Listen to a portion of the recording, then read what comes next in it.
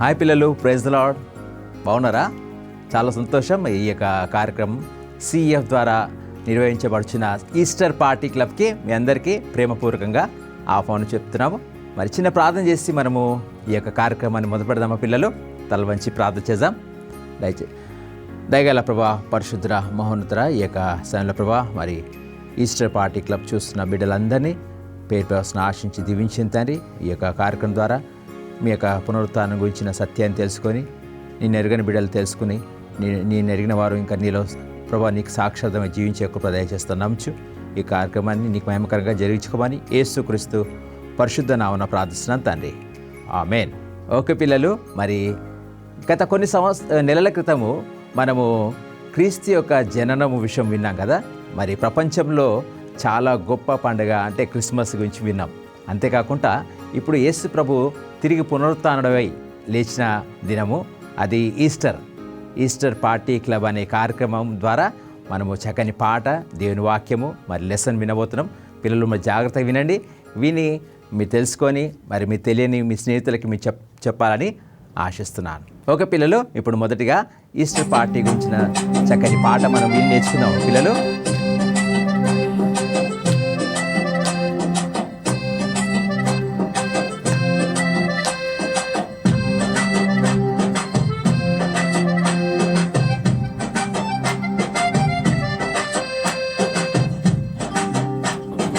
యేసుదేవుడు ఎంతో మంచివాడు, నాపై ప్రేమతో ప్రాణమిచ్చినాడు. యేసుదేవుడు ఎంతో మంచివాడు, నాపై ప్రేమతో ప్రాణమిచ్చినాడు. ప్రాణమిచ్చాడు, తిరిగి లేచాడు. ప్రాణమిచ్చాడు, తిరిగి లేచాడు. యేసురాజు ఎంతో గొప్ప రాజు, నాపై ప్రేమతో తిరిగి వస్తున్నాడు. యేసురాజు ఎంతో గొప్ప రాజు, నాపై ప్రేమతో తిరిగి వస్తున్నాడు. స్వాగతము యేసు స్వాగతము, స్వాగతము యేసు స్వాగతము, స్వాగతము యేసు స్వాగతము. ఓకే పిల్లలు, మరి నవీనక వందనక నేర్పించిన పాట నేర్చుకోరు కదా, బాగుంది కదా. మరి ఇలాగ ప్రతిరోజు మీరు పాడు దేవుని మహిమపరచాలని ఆశిస్తున్నాము. మరి ఇప్పుడు కంఠస్థ వాక్యం నేర్చుకుందాం. మన మధ్య ఉన్న యూనిసెక బైబిల్ కంఠస్థ వాక్యం మెమరీ వర్స్ నేర్పిస్తారు, నేర్చుకుందాం. మీ తమ్ముడు కావలసుకొని మీ ఇంటి విండో పగలగొట్టాడు అనుకోండి, అప్పుడు మమ్మీ డాడీ ఏం చేస్తారు? అమ్మ నాన్నకి చాలా కోపం వస్తుంది కదా. అప్పుడు వెంటనే వాళ్ళ మమ్మీ డాడీ తమ్మునికి పనిష్మెంట్ ఇస్తారు. ఏం పనిష్మెంట్ ఇస్తారు? అంట్లు తోమడము, లేకపోతే ఇల్లు ఉడవాలి, ఇలాంటి పనిష్మెంట్ ఇస్తారు. అప్పుడు అన్న చాలా బాధపడి, అయ్యో నా తమ్ముడు చాలా పని చేస్తున్నాడు, మరి తమ్మునికి బదులుగా నేను చేస్తాను అని నీవు వెళ్ళి పని చేయగలుగుతావా? చేస్తావు కదా, వెరీ గుడ్. ఎందుకు తమ్ముని పని అంతా నీవు చేయాలని అనుకుంటున్నావు? ఎందుకంటే తమ్ముడంటే నీకు చాలా ప్రేమ కదా. నీకున్న మరి తమ్ముని మీద ఉన్న ప్రేమను చూపించడం కోసము తమ్మునికి ఇచ్చినటువంటి పనిష్మెంట్ నీవు చేస్తుంటున్నావు. అలాగే మరి ఒక గొప్ప ప్రేమను కూడా మనకు చూపించడానికి వాక్యంలో ఒక ప్రేమను తెలియపరిచే ఒక వాక్యం ఉంది. అది మనము చూసుకుందాం పిల్లలు. రోమీయులకు రాసిన పత్రిక 5వ అధ్యాయము 8వ వచనము. అయితే దేవుడు మన ఎడల తన ప్రేమను వెల్లడిపరచుచున్నాడు. ఎట్లనగా మనం ఇంకనో పాపులమై ఉండగానే క్రీస్తు మన కొరకు చనిపోయెను. పిల్లలు, నా దగ్గర మరి బైబిల్ ఉంది. దీన్ని పరిశుద్ధ గ్రంథం అని అంటారు. దీనిలో 66 పుస్తకాలు ఉన్నాయి పిల్లలు. అంతేకాదు, దీన్ని 2 భాగాలుగా విభజించారు. ఒకటి పాత నిబంధన, ఇంకొకటి క్రొత్త నిబంధనగా విభజించారు. ఇది పరిశుద్ధాత్మ ద్వారా మరి రాయబడినటువంటి పుస్తకము. ఇందులో అన్నీ కూడా సత్యమే రాయబడి ఉన్నది. సో ఇప్పుడు మనము క్రొత్త నిబంధనలోని మరి రోమా పత్రిక 5వ అధ్యాయము 8వ వచనమును మనము నేర్చుకుందాం పిల్లలు. ఒకసారి మీకు అక్కడ మరి స్క్రీన్ పైన రోల్ అవుతుంది వాక్యము. మీరు కూడా దాన్ని చూసుకుంటూ చెప్పొచ్చు. నేను మరొకసారి చదువుతాను చూడండి. రోమా 5:8. అయితే దేవుడు మన ఎడల తన ప్రేమను వెల్లడిపరచుచున్నాడు. ఎట్లనగా మనం ఇంకనూ పాపులమై ఉండగానే క్రీస్తు మన కొరకు చనిపోయెను. పిల్లలు, అయితే దేవుడు మన ఎడల అంటే నా ఎడల, నీ ఎడల అంటే నీ పట్ల కూడా తన ప్రేమను వెల్లడిపరచుచున్నాడు. వెల్లడిపరచడం అంటే ఏంటి తెలుసా? చూపించడం. తన ప్రేమను నీ పట్ల కూడా ప్రేమను చూపిస్తున్నాడు. తర్వాత ఎందుకు మరి నీ పట్ల ప్రేమను చూపించడం, చెల్లించడం అంటే ఇవ్వడం అన్నమాట. తన ప్రేమను నీ కోసము ఇస్తున్నాడు. ఎలా ఇస్తున్నాడు? ఎట్లనగా మనం ఇంకనూ పాపులమై ఉండగానే. పాపులంటే అర్థం ఏంటి? దేవునికి ఇష్టం లేని పనులు చేయడం. సో తప్పు చేసినప్పుడు పనిష్మెంట్, శిక్ష ఉంటుంది కదా పిల్లలు. మరి ఆయన నీ పట్ల ప్రేమను ఎలా చూపిస్తున్నాడనంటే నీకు బదులుగా మరి ఆయన శిక్ష పొందుకొని ఉన్నాడు. అది ఎలాగో? క్రీస్తు నీ కొరకు చనిపోయాడు అని బైబిల్ చెప్తా ఉంది. అవును పిల్లలు, మరి నీవు దేవుని బిడ్డవు కాకపోతే నీవు దేవుని ప్రేమను పొందుకోలేవు. ఆ ప్రేమను నీవు కూడా ఇతరులకు చూపించలేవు. ఎందుకు అనంటే ఆయన నీ కొరకు చనిపోయాడని విశ్వసించలేవు. ఎప్పుడైతే నీవు దేవుని బిడ్డవు కావాలని నీకు చాలా ఆశగా ఉన్నట్లయితే, నీకు కూడా దేవుని ప్రేమను పొందుకోవాలని ఇష్టం ఉన్నట్లయితే నీవేం చేయాలంటే నీవు చేసిన తప్పులన్నీ యేసయ్య దగ్గర, దేవుని దగ్గర ఒప్పుకోవాలి. దేవుని వాక్యంలో తనెందరు అంగీకరించినో వారందరికీ, అనగా తన నామమందు విశ్వసించిన వారికి మరి దేవుని బిడ్డల అధికారంను దేవుడిస్తానని యోహాను 1:12 ఉంది. పిల్లలు, నీవు కూడా దేవుని బిడ్డవు కావాలి అని అనుకుంటే ఇప్పుడే నీవు చేసిన తప్పులన్నీ కూడా యేసయ్యా నేను పాపిని, నన్ను క్షమించి మరి నా కొరకే నువ్వు ఆ కల్వరి సిలువలో రక్తం కార్చి ప్రాణం పెట్టి సమాధి చేయబడి తిరిగి లేచినావని నువ్వు నమ్మినట్లయితే ఇప్పుడే నీవు దేవుని బిడ్డగా మారిపోతావు. దేవుని బిడ్డగా ఉన్న నిన్ను దేవుడు చాలా ప్రేమిస్తాడు. నీకు కావలసినవన్నీ కూడా దేవుడు నీకు ఇస్తాడు. ఒకవేళ నువ్వు ఇంతకుముందే దేవుని బిడ్డవైతే నువ్వు ఇప్పటికీ కూడా దేవుని ప్రేమను పొందుకొని ఉంటున్నావు. కాబట్టి మరి నీవు పొందుకున్న ఆ ప్రేమను మరి నీ ఫ్రెండ్స్కి, నీ ఇంటి పక్క వారికి, నీ ఇంట్లో వారికి కూడా చూపించాలి. యేసయ్య నీకోసం ఏం ప్రాణత్యాగం చేశాడో ఆయన మరణ వార్తను నీవు ఇతరులకు చెప్పాలని ఇష్టపడుతున్నావు. పిల్లలు, మరి మీరు చేయగలుగుతారా ఆ విధంగా? ఓకేనా? ఇప్పుడు మనము మరి వాక్యం నేర్చుకుందాం. నేను ఫస్ట్ చెప్తాను, తర్వాత నా తర్వాత మీరు చెప్పండి. ఓకే. రోమా 5:8. అయితే దేవుడు మన ఎడల తన ప్రేమను వెల్లడిపరచుచున్నాడు. ఎట్లనగా మనం ఇంకనూ పాపులమై ఉండగానే క్రీస్తు మన కొరకు చనిపోయెను. రోమా 5:8. ఓకేనా పిల్లలు? అయితే ఓకే పిల్లలు, ఇప్పుడు వాక్యంను నేర్చుకుందాము. నేను కొన్ని యాక్షన్ చేస్తాను. ఏ పదముల దగ్గర ఏ యాక్షన్ వస్తుందో గమనించి నేర్చుకోండి పిల్లలు. రోమా 5:8 అనేది యాక్షన్ లేదు, జస్ట్ చెప్పండి. అయితే దేవుడు మన ఎడల అనే వాక్యం దగ్గర క్లాప్స్ కొట్టాలి. తన ప్రేమను వెల్లడిపరచుచున్నాడు అనే దగ్గర స్నాప్ చేయండి. ఎట్లనగా మనం ఇంకనూ పాపులమై ఉండగానే అన్నప్పుడు ఐఫై ఇయ్యండి. ఓకే. క్రీస్తు మన కొరకు చనిపోయేననే వాక్యం దగ్గర జంప్ చేయండి. ఓకే పిల్లలు, ఈ విధంగా మరొకసారి మనం అందరము నేర్చుకుందాం. పిల్లలు మీరు చెప్పండి. ఓకే. రోమా 5:8. అయితే దేవుడు మన ఎడల తన ప్రేమను వెల్లడిపరచుచున్నాడు. ఎట్లనగా మనం ఇంకనూ పాపులమై ఉండగానే క్రీస్తు మన కొరకు చనిపోయెను. రోమా 5:8. ఓకే పిల్లలు, వచ్చేసింది కదా? వెరీ గుడ్, మీరు చాలా షార్ప్ ఉన్నారు, త్వరగా నేర్చుకున్నారు పిల్లలు. ఓకే పిల్లలు, మరి బైబిల్లో అక్కడ నేర్చుకున్నారు కదా, అందరికి వచ్చింది అనుకుంటా. రాని వాళ్ళు నేర్చుకోండి. ఇప్పుడు ఈ ఈస్టర్ పార్టీ క్లబ్లో ప్రాముఖ్యమైన కార్యక్రమంకి వచ్చినాము, బైబిల్ పాఠము. జాగ్రత్త విందాం. మన బైబిల్ పాఠం చెప్పడానికి మరి కమలక్క మన మధ్య ఉన్నారు. కమలక్క వచ్చి బైబిల్ పాఠం చెప్తారు. జాగ్రత్త విండి. పిల్లలు, మీ ఫ్యామిలీలో మీరు ఎక్కువగా ఎవరిని ప్రేమిస్తారు? ఓ, మీ మమ్మీ డాడీని. ఓకే, మరి వారిపై మీ ప్రేమను ఏ విధంగా చూపిస్తారు? వాళ్ళు చెప్పింది చేస్తారు కదా. మరి మరి మిమ్మల్ని వారికంటే ఎక్కువగా ప్రేమించేవారు ఒకరున్నారు. మరి బైబిల్ చెప్తుంది, ఆయన ఎవరంటే దేవుడు. ఆయన ఈ ప్రపంచాన్ని పరిపాలించిన గొప్ప రాజు. ఆయన పరలోక రాజ్యంలో ఉంటాడు. అక్కడ బంగారపు వీధి ఉంది. ఇంకా అక్కడ దుఃఖం ఉండదు, బాధ ఉండదు, ఎల్లప్పుడూ సంతోషం ఉండదు. అలాంటి ప్లేస్ ఎవరైనా వద్దనుకుంటారా? లేదు కదా. ఆ ప్లేస్లో మనం ఎప్పుడు హ్యాపీగా ఉండాలనుకుంటారు కదా. మరి దేవుడు తనతో పాటు నిన్ను కూడా ఆ ప్లేస్లో ఉంచుకోవాలని ఆశపడుతున్నాడు. అందుకే తన ప్రియకుమారుని ఈ లోకానికి పంపించాడు. యేసయ్య ఈ లోకానికి ఒక చిన్న బాబుగా వచ్చాడు. మరి రాజకుమారుడు పెద్ద భవనంలో ఇంకా బంగారపు ఊయల్లో జన్మించాడా? లేదు. కానీ ఆయన ఒక చిన్న గ్రామంలో బెత్లెహేం అనే ప్రాంతంలో ఆయన జన్మించాడు. పశువులు ఆహారంగా తీసుకుంటాయి కదా, ఆ తొట్టెలో ఆయన్ని పెట్టడం జరిగింది. ఆయన ఒక చిన్న బాబు ఈ లోకానికి రావడం జరిగింది.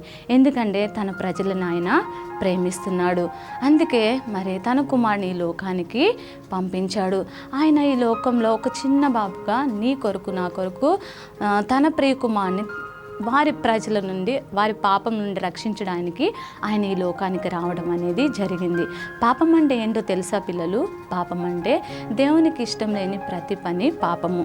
అంటే అబద్ధాలాడడం అంటే ఏంటి? మరి నువ్వేదన్నా తప్పు చేసి కూడా నేను చేయలే అని చెప్తావు కదా, దాన్ని అబద్ధాలు ఆడడం. దొంగతనం చేయడం అంటే ఏదైనా ఒక వస్తువు తీసుకుని నేను తీయలేదు అక్క అని చెప్పడం, దాన్ని అబద్ధాలు ఆడడం, దొంగతనం చేయడం. ఇవి దేవునికి ఇష్టం లేని పనులు. అయితే మరి ఇవన్నీ అక్క నేను ఎప్పుడు చేయలా, నేను చాలా మంచివాడిని అని నువ్వు అనుకోవచ్చు. కానీ బైబిల్ చెప్తుంది రోమా 3:23, ఏ భేదం లేదు, అందరూ పాపం చేశారు. ఏ భేదం లేదు అందరూ అంటే అందరిలో నువ్వు కూడా ఉన్నావు, నువ్వు కూడా పాపం చేసావని బైబిల్ చెప్తుంది. మరి పాపం చేయడం వల్ల ఏమవుతుంది తెలుసా?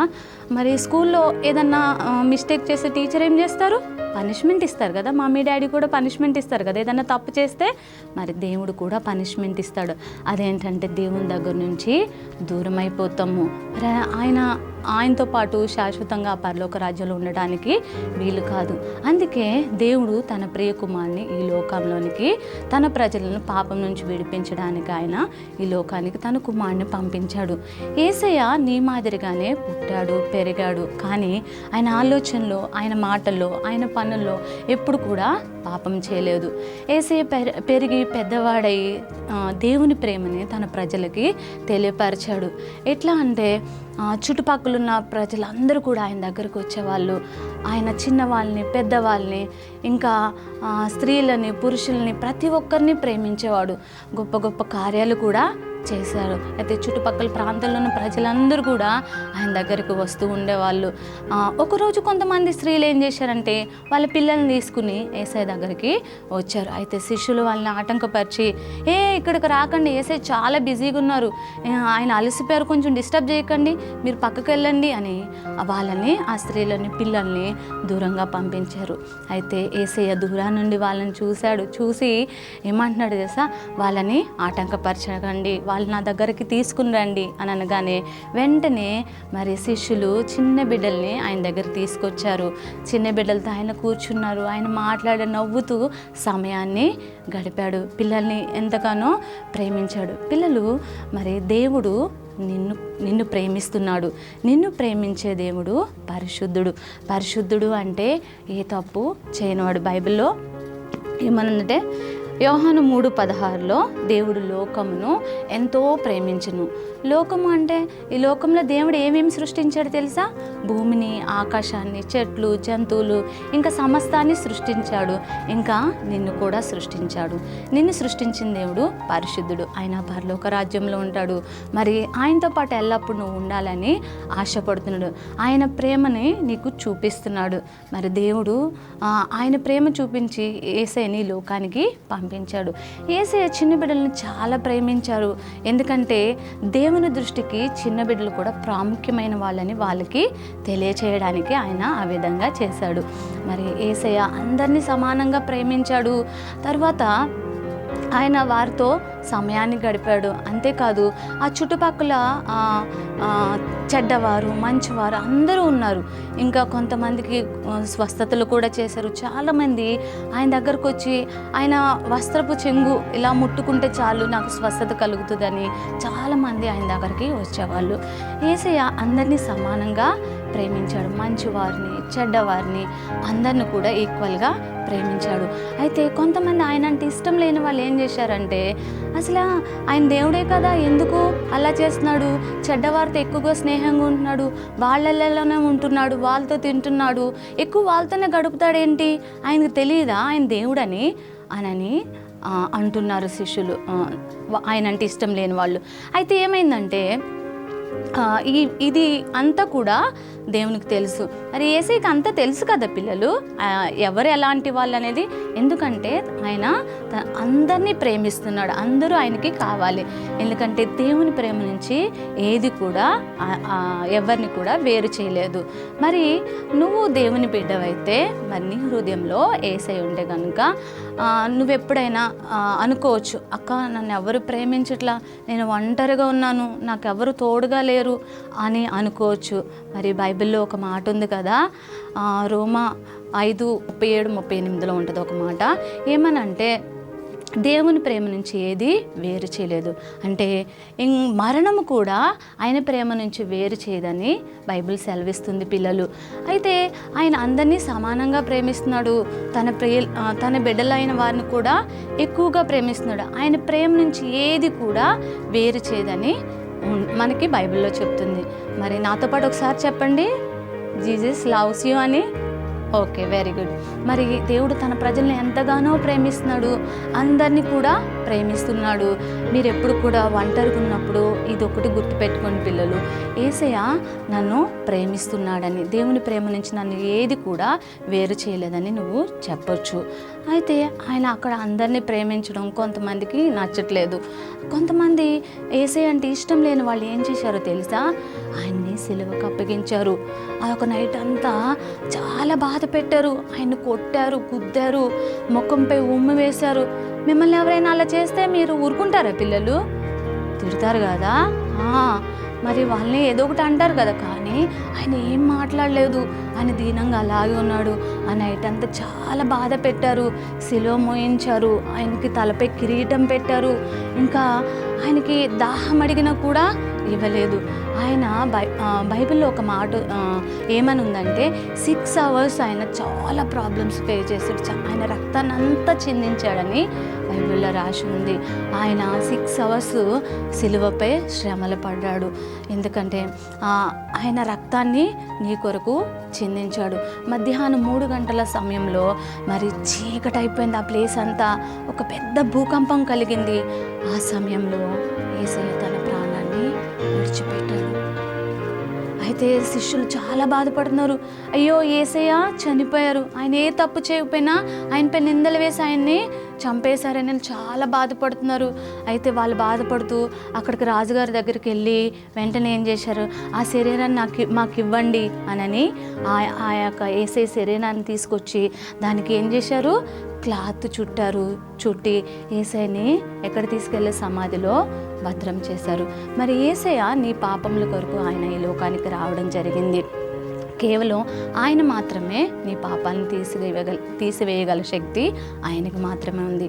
బైబిల్లో ఒక మాట ఉంది, 1 కొరింథీ 15:3-4 లేఖనముల ప్రకారము క్రీస్తు చనిపోయిను, సమాధి చేయబడును, 3వ దినాన తిరిగి లేచను.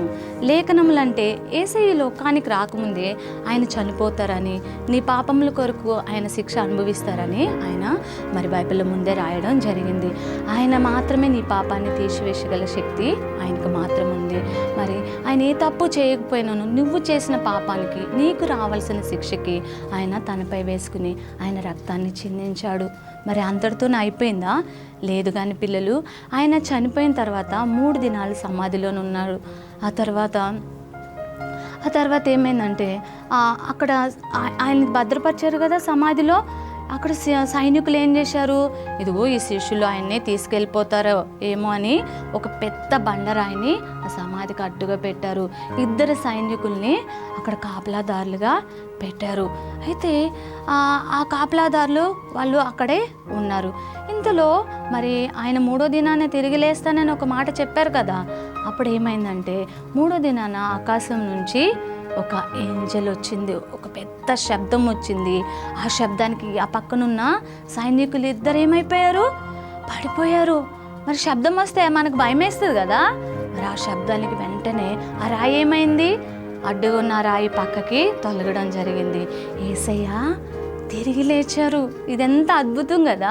ఆయన చెప్పినట్లే ఆయన లేచారు. అయితే అక్కడ ఉన్న శిష్యులు వెతుక్కుంటూ వచ్చారు. లోపలికి అక్కడికి వచ్చి అడిగితే అక్కడ దేవదూత చెప్తుంది, ఏంజెల్ ఏం చెప్తుందంటే ఆయన ఇక్కడ లేడు, ఆయన లేచి ఉన్నాడు అని చెప్పింది. అయితే శిష్యులు నమ్మలేదు. ఏంటి, ఏం మాట్లాడుతున్నావు, మేము చూసాం కదా, ఆయన చనిపోవడం మేము చూసాం, ఆయన శరీరాన్ని మేమే కదా భద్రపరిచి సమాధిలో పెట్టాం, అలా ఎలా జరుగుద్ది, ఆయన లేరే అని ఆయన లోపలికి వెళ్ళి చూశారు. కొంతమంది తొంగు చూస్తున్నారు. చూస్తే ఏమైందంటే అక్కడ ఓన్లీ క్లాత్ మాత్రమే ఉంది, అక్కడ ఎవరు లేరు. వాళ్ళు పరుగున వెళ్ళిపోయారు. నమ్మటం లేదు, ఆశ్చర్యంగా ఉంది. అద్భుతమైన రీతికి ఏమైందంటే వారి మధ్యలోకి ఎవరు వచ్చారు తెలుసా, యేసయ్య వచ్చాడు. మరి వాళ్ళ మధ్యలో నుంచున్నాడు. ఆశ్చర్యపడుతున్నారు. ఆయన్ని టెస్ట్ చేస్తున్నారు. కొంతమంది ఆయన్ని టచ్ చేసి చూశారు. మరి అపోస్తల కార్యం 1:3లో ఒక మాట రాయబడి ఉంది. ఏమనంటే ఆయన 40 డేస్ ఈ భూమిపై జీవించాడు, వారితో పాటు శిష్యులతో పాటు తిన్నాడు, వాళ్ళతో పాటు జీవించాడని బైబిల్లో రాయబడింది. వాళ్ళ శిష్యులు చూస్తూ ఉండగానే వారి ముందే ఆయన పరలోక రాజ్యానికి వెళ్ళిపోయాడు. ఎందుకంటే ఒకానొక దినాన ఆయన ఈ లోకానికి వస్తారు. మరలా ఎవరైతే ఆయన్ని నమ్ముతారో మరి వాళ్ళందరిని తీసుకుని పరలోక రాజ్యంలో మరి అందరు ప్రపంచాన్ని అంతా కూడా ఆయన ఏలే సమయం అనేది వస్తుంది. పిల్లలు, మరి నువ్వు దేవుని బిడ్డవైతే కనుక మరి దేవుని గురించి యేసయ్య నన్ను ప్రేమిస్తున్నాడు అన్న విషయాన్ని నువ్వు ఇతరులకి షేర్ చేయాలని, నీ బంధువులకి, నీ ఫ్రెండ్స్కి, ఇంకా మీ ఫ్రెండ్స్ ఉంటారు కదా వాళ్ళకి, ఇంకా మీ ఫ్యామిలీ మెంబర్స్కి మరి దేవుడు నిన్ను ప్రేమిస్తున్నాడు అన్న విషయాన్ని నువ్వు ఒక సాక్షిగా ఉండాలని ఆయన కోరుకుంటున్నాడు. మరి ఇంకా నీ హృదయంలో యేసయ్య లేకపోతే ఇప్పుడే నీ హృదయంలోనికి యేసయ్యని అంగీకరించవచ్చు. ఎలా అంటే మరి యేసయ్య నేను పాపిని, నా పాపముల కొరకు మీరు చనిపోయి సమాధి చేయబడి 3వ దినాన తిరిగి లేచారని నేను నమ్ముతున్నాను, నాకు ఒక కొత్త జీవితాన్ని దయచేయండి అని నువ్వు అడిగితే ఈరోజే నీకు ఆ యొక్క జీవితాన్ని ఇవ్వడానికి సిద్ధంగా ఉన్నాడు. మరి అపోస్తల కార్యము 16:31లో ఒక మాట ఉంటుంది, దేవుని యందు విశ్వాసం ఉంచుము, అప్పుడు నీవును నీ ఇంటి వారును మరి రక్షింపబడుదురు అని ఉంది. విశ్వాసం ఉంచడం అంటే ఏంటంటే తెలుసా పిల్లలు, మరి యేసయ్యని నువ్వు నమ్మాలి. ఏమని నమ్మాలి? యేసయ్య నువ్వు నా పాపముల కొరకు చనిపోయి సమాధి చేయబడి 3వ దినాన తిరిగి లేచావని నేను నమ్ముతున్నాను, నా జీవితంలోకి వచ్చి నాకు ఒక కొత్త జీవితాన్ని దయచేయని అని అడిగితే ఈరోజే నీకు ఆ జీవితాన్ని ఇవ్వడానికి ఆయన సిద్ధంగా ఉన్నాడు. మరి నువ్వు అలాంటి జీవితం పొందుకోవడానికి సిద్ధంగా ఉన్నావా? పరిశుద్ధుడా, ప్రేమ నమ్మకమైన దేవా, నీకు వందనాలు. ఇక్కడ ఎంతమంది బిడ్డలు నిన్ను యాక్సెప్ట్ చేశారు ప్రభా. యాక్సెప్ట్ చేసిన బిడ్డలు కూడా సాక్షి జీవితాన్ని ఇతరులకు పంచుకునే స్వభావాన్ని దయచేయండి. మరి ఇప్పుడు ఉన్న ఈ యొక్క స్టోరీని వాళ్ళ ఫ్రెండ్స్కి చేరవేసే ధన్యత నా బిడ్డలకు దయచేయండి. వాళ్ళ లైఫ్ లాంగ్ నీ రాకడ పర్యాంతం వరకు నమ్మకంగా ఉండడానికి నీ కృప చూపించమని యేసయ్య పరిశుద్ధ నామంలో అడిగి వేడుకుంటున్నాం తండ్రి, ఆమేన్. సరే పిల్లలు, మరి బైబిల్ పాఠం విన్నారు కదా, కమలాకాయ పిల్లలు లేసారు, మీకు అర్థమైంది కదా. మరి యేసు ప్రభు ఎలాగా శిలువ మరణం పొంది తిరిగి పునరుత్థానంగా సజీవుడిగా తిరిగి 3వ రోజు లేచాడో విన్నారు కదా. మరి మీలో ఎంతమంది ఈరోజు యేసయ్య రక్షకుడు నా కొరకు చనిపోయి తిరిగి లేచని నమ్మారో మీరు ప్రార్థన చేసుకున్నట్లయితే దేవునికి వందనాలు. ఒకవేళ మీకు అర్థం కాకపోతే మరి ఈరోజే మరి మనం నమ్ముకుందాం. ఇప్పుడు ఒకరోజు నువ్వు పరలోకంలో ఆయనతో ఉండాలంటే నేను పాపిని యేసయ్య నా కొరకు చనిపోయి తిరిగి లేచిన నమ్ముతున్నాను, నన్ను నీ బిడ్డగా చేసుకో అంటే యేసయ్య ఆయన బిడ్డగా చేసుకుంటాడని దేవుడు వాగ్దానం ఇస్తున్నాడు. ఓకేనా? మరి యేసయ్య నమ్మిన వాళ్ళు ఏం చేయాలా? ఈ యొక్క సాక్ష్యాన్ని యేసయ్య మేము ప్రేమిస్తుండు, మన కొరకు తిరిగి వస్తాడు అనే విషయం మీరు మీ స్నేహితులకు చెప్తారా? ఎంతమంది చెప్తారు?